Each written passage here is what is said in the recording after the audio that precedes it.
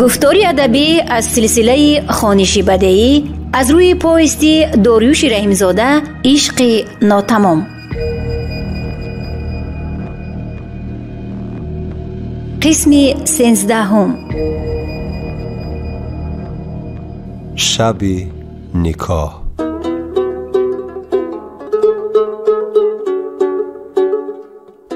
اکای براتالی از دست من گرفته 2-3 قدم آن طرف برده: ساربان، تو را من برابری فرزندم می دانم. مشکلی تو را می فهمم.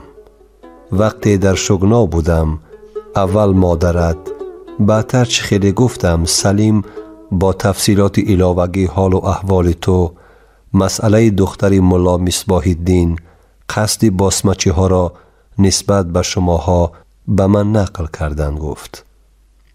سلیم این همه را از کجا فهمیده است؟ پرسیدم من. این مهم نیست، اما دانسته باش که کمال راهنمای تو، دوستی نزدیک سلیم و هر دوی آنان دعاگوی تو هستند. و سلام. خلاصه وقت کم است. من به قرار آمدم که وظیفه خودم را همچون پدر اجرا کنم. ما هممان بندگان خدا هستیم. در کار خیر حاجت هیچ استخاره نیست. یک طبق نان کرده ایم. من به این ملاها که روز مردم و شب خدا را فریب می کنند اعتقاد و اعتماد ندارم. یک آدمی کم بغل دوستی نزدیکی من است. 30 سال می شود در یک جایگی غلامی قربانبای را به جا می آریم. آدمی با خط و سواد شریعت را از این ملاها خوبتر می فهمد. نهایت خاکسار است. من او را امشب دعوت کردم تا تو را با دختر ملا مصباح الدین که می دانم سببگاری اساسی سرگردانی تو گشته است نکاح کند. اگر هر دوی شما راضی باشید، گفته تبسم کرد. من مینه‌داری خود را بیان کردم. خلاص کلام، آن شب اکای براتالی ضیافت آراست. مرا با خرامان طبق قاعده های شریعت نکاح کردند. ما زن و شوهر قانونی شدیم.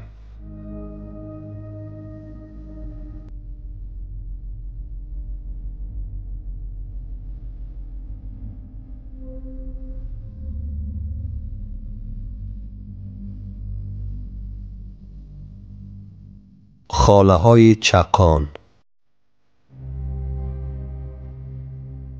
در آن شبی برای هر جوان خاطرمان اکای براتالی خویش و تبار و اهل عائله او خواستند برای گریزه های غیر عادی من و خرامان احترام فرزندی گذارند.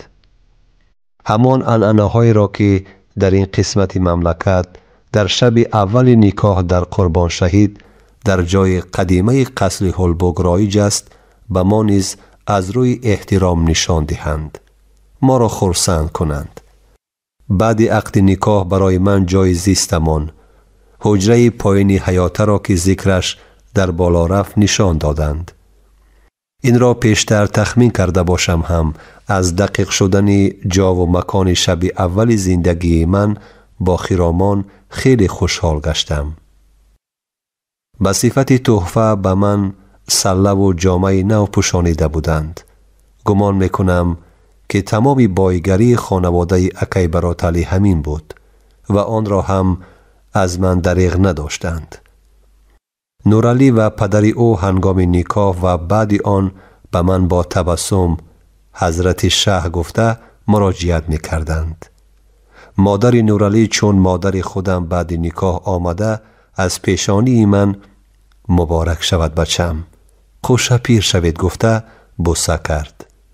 تنتنه های مردمان کمبغل و قرضدار برای من مثل قصه معمولی حاتم را میهمانداری کردنی یک چوپانی سخاوت پیشه می نمود که در عقلم هم نمی غنجید.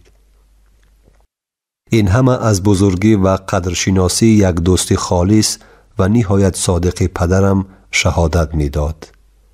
نورالی به من: حضرت شه، اکنون بیایید من شما را به خانه محبتی داماد و عروس گسیل کنم گفت. من به همگان اظهار منتداری کردم و از پی نورعلی رفتن گرفتم. او مرا به حجره درآورده: اکای ساربان، رسمی هلبکی ها این است: عروس را بی‌مزد به داماد نشان نمی دهند. با تبسم محض سخنش را دوام داده: انا این را بگیر. 10 تنگه بخارایی را به من داده مطلب را اظهار کرد. حالا خاله های چقان عروس را با عزت و احترام نزدت میارند و میگویند: ای شاه جهان ما، خسروی بستان ما، قیمت داریم در کف، شیرین در سرای ما.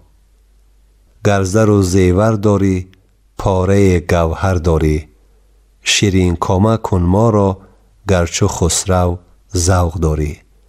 تو این را شنیده همان زمان پاسخ میدهی: شیرین خیرامان را، یک تای خراسان را، خسرو با جوان مردی، گرو بیماند جان را. گفته ناعیان این 10 تنگه را به دست خاله های چقان میدهی. آنها عروس را در پشتشان پنهان کرده بعد آنی که تحفه را میگیرند قفاناکی رفته با 2 دست ادب به تو می سپارند. دیگر توکل شما به خدا. من در دلم خندیدم. 2 مشت زری سرخی که مهوش با من خیرامان را سودا کرده بود و آن را به دل و جان با یک فرمان برای شکست آرمان بخشیده بودم به یادم آمد.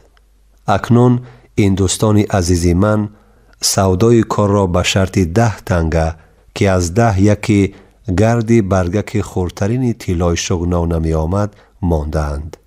از دلم رفت که شاید اکای براتلی در بساطش همین 10 تنگه بخارایی داشته بود. خودم را سخت مذمت کردم که با وجود این قدر ثروت ما از این مرد قرضدار کمبغل هم کمبغل تر هستیم.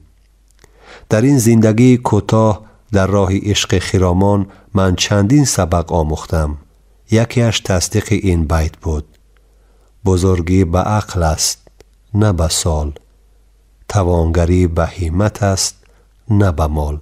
اندیشه کردم که شاید اولادان گذشتگان این صاحب خانه سخاوت پیشه کمبغل بای و بدولت بودند، وگرنه با این ناداری و قرضداری اینقدر کشاده دل بودن آدم غیر امکان است.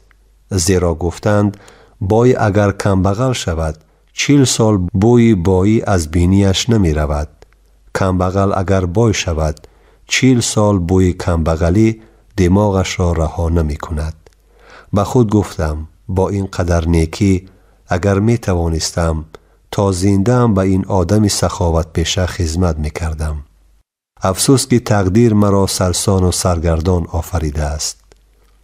برای رعایت عنعنه و از همه بیشتر نوع احترامی که خانواده اکای براتلی به این فقیر اظهار کرده بود با اظهار خوشنودی قبول داشتم.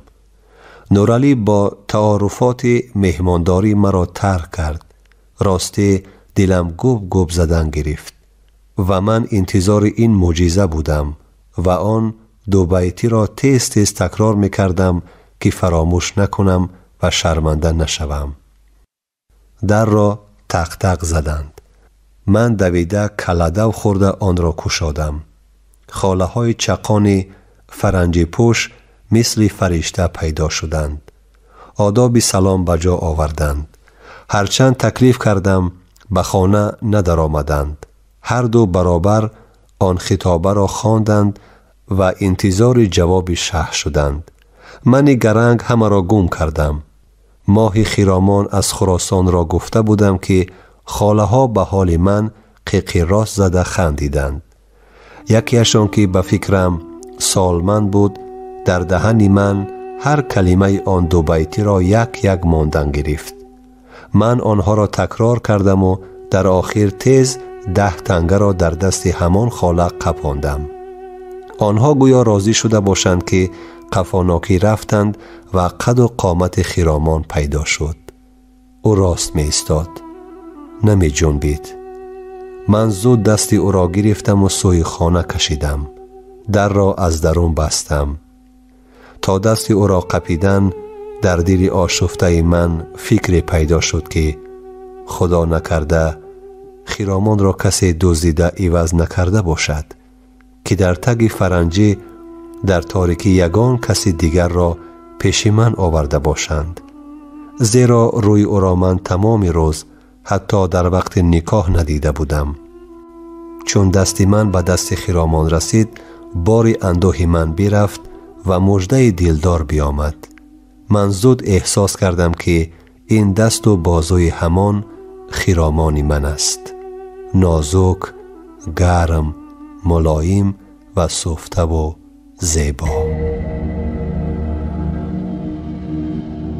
شما گفتاری ادبی را از سلسله خوانش بدیعی از روی پویستی داریوش رحیمزاده عشق ناتمام در قرائت دلشادی الصمد شنیدید. کارگردان خیرالله فتح‌الله، محرر عابدجان سعیدزاده.